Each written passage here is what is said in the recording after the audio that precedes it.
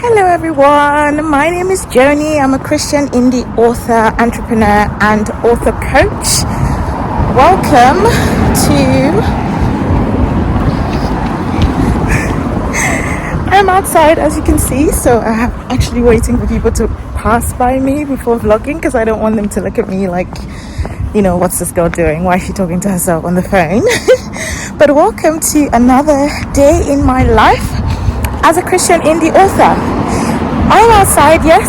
I am walking to the train station because I need to catch my train to my hair appointment. I washed my hair yesterday and today I'm going to let them blow dry it and trim the edges, like the split ends.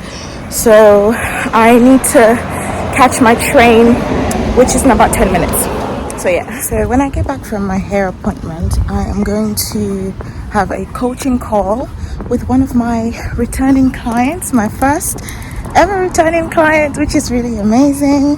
And then after that, I'm going through go through my editor feedback for my developmental edits for The One Who Holds Me. So yeah, come along with me on this journey today. So I always make sure that I check my journeys like the night before if I'm going to travel somewhere, like if I'm going to use the train.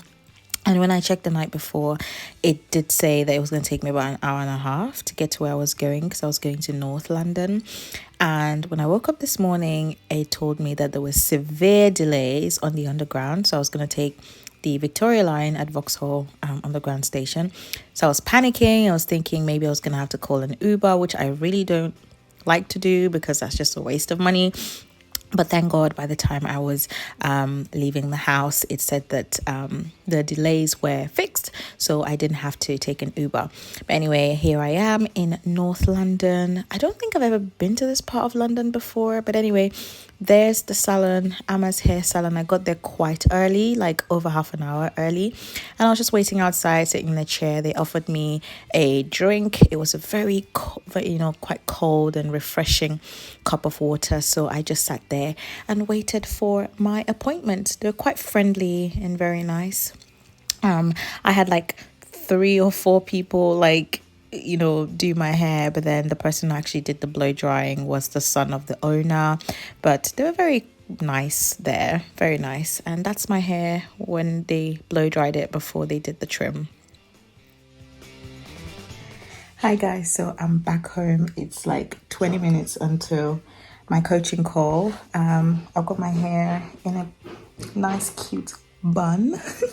I got them to put it in a bun because I didn't want to deal with wearing it out, and then the UK weather is a bit unpredictable. If it started to rain, I didn't want to worry about like wearing the hair out. My husband was like, your hair doesn't look different. And I was like, they blow dried it and they trimmed it. Anyway, what does he know? He's a man. So I've got 20 minutes until my coaching call. I'm going to do the coaching call with my client, and then after that I'm going to come back and we're going to discuss the editor feedback for The One Who Holds Me.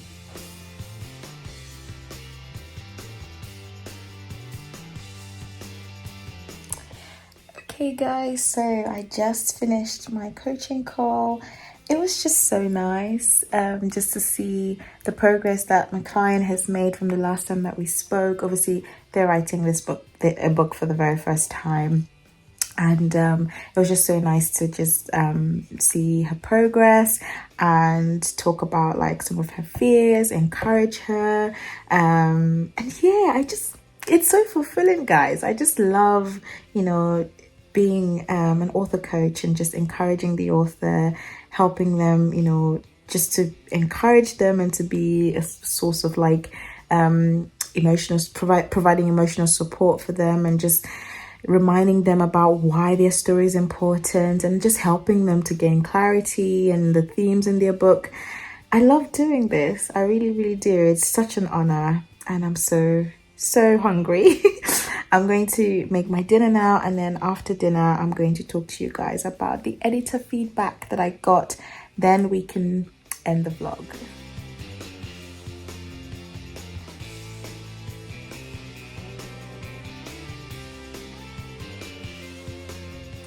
Okay, so let's talk about the developmental editing feedback from my editor. So my editor is called Michaela Bush. I'm going to leave her name here and also her Instagram name. I've been using her since 2021. I really, really love working with her, and I'm glad that she didn't point out too many things that needs to be changed, because like I said, I was quite happy with like the structural like aspect of the story. So I'm glad that I didn't have to do any like big things structurally. But anyway, she divided the feedback sheet, she always does, into different sections. The first section is about the world building. And she said, first of all, I absolutely adore dual timeline stories. So I was so excited to see you had written one. The settings are easy to recall from book 3 and carries over well in this book, with the addition of the college setting, clear and crisp descriptions, which is so nice to know. And then for the plot, she says, your plot is very easy to follow and maintains an excellent pace without being overwhelming. There's a lot of ground covered in this book, but you managed all of it very well. Nicely done. And then in the character arcs, that's where she suggested something. She said, the only thing I could really think of to improve this novel is to include a little more about how Alex shuts Alana out, maybe another chapter or two of the then timeline with Olana's POV, the relationship advice her friends give her, blah, blah, blah. As it stands, readers can very well understand why Alex spiraled, blah, blah, blah, but it's harder to understand Olana's perspectives because we know of what Alex was telling her, but we don't see it playing out quite as much. And then she says some other things, which I'm not going to say out loud, if not it's going to be a spoiler for you. And then she said, doing so would, she made some few suggestions of how to do that. And that's one thing I love about my editor, is like, she would say something and she would make a few suggestions, or you could do it like this, you could do this, you could do that.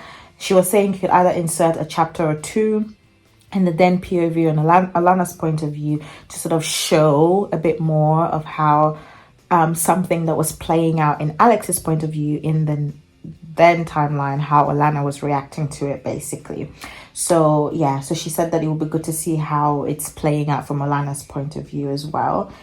She says doing so would help round her character out.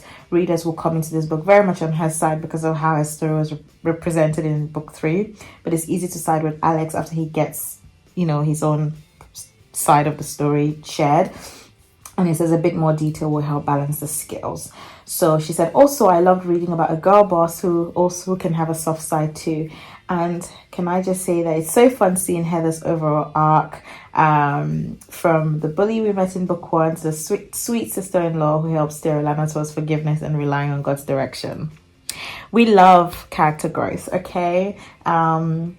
And then there's themes in here. So she mentioned about the theme. She said, you did an excellent job of conveying themes of forgiveness, second chances, and following the Lord's guidance when things feel pretty upside down. Your faith themes were so well written. Very sweet reminders. For structure and style, she said, your story stays true to the structure and overall writing style readers are used to for the other books in the series, while still incorporating the dual timeline. All good here.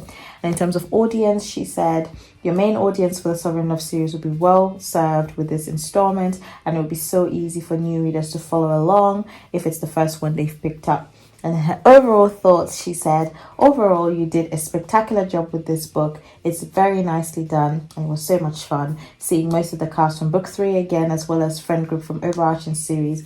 It's easy to pick right up from where you left off at, and the characters are dynamic and easy to empathize with. Excellent work. I'm so excited. Okay, so I've already incorporated the changes or the suggestions. What I did was, rather than adding a new chapter, I fleshed out one of the chapters in Olana's point of view in the then timeline, and I tried to show, what she was talking about, showing how some things are playing out from Olana's point of view, just to give the readers a sort of balance between the two. So yeah, and I'm done. Yesterday, I sent her an email. I told her I'm done with the suggestions. This is what I've done. Please, can you carry on with the copy edits? So she started doing the copy edits today, and I'll show you guys how she, sort of does the copy edits, and we'll take it from there. So these are some examples of the kind of things that my editor does. when she's going through when she's doing the copy edits. So as you can see at the moment, there are like 22 comments. I think she's only gone through like the first 2 chapters, but anyway, you can have a little bit of a sneak peek of the first chapter. Don't worry, when I'm done with these edits, I'm going to post the first chapter up on my website for you guys to read. So if you're part of my newsletter, you would be the first one to know when it's up, so please subscribe and sign up. The link is in my description box. Yeah, so basically these are the comments that she has done so far. So what I do is I just go through them and then I accept and decline some of them, but to be honest, I always accept them. I've told her to look out for any British terms and things like that, so yeah, that's what she's been doing. So that's it, guys, for this vlog. I hope you've enjoyed it. Really, I have. I will try my best to get out of the house more so that you can have a bit more variety in these vlogs. But let me know if there's more of these kind of things that you want to see. If you have any questions about being an author or an authorpreneur or being a Christian indie author, then please do let me know. I would try to do another writing vlog where I am working on the like drafting the first book in my next Christian romance series, because now that I've gotten the developmental edits out of the way, I think I will be able to focus on drafting a lot more, because I have a deadline to finish the first draft by August 30th. 31st. I forgot what that August had 30 or 31 days. Anyway, yeah, so I have that deadline, self-imposed deadline. So I'm going to try and see if I can finish it by that time. If you are into Christian romance books, I have published 3, and the 4th one is called The One Who Holds Me. That will be coming out on the 24th of September. I also have some devotionals out as well, so if you'd like to check them out, I will leave all the links down below. If you'd want a free short story that you can download and read at your own pleasure, then I'll leave the link down below so you can sign up to my newsletter and you get a free short story as well. Thank you guys so much for watching. Remember that the sovereign love of the one true God has qualified you to be his beloved one. Take care and God bless you. Mwah. Bye.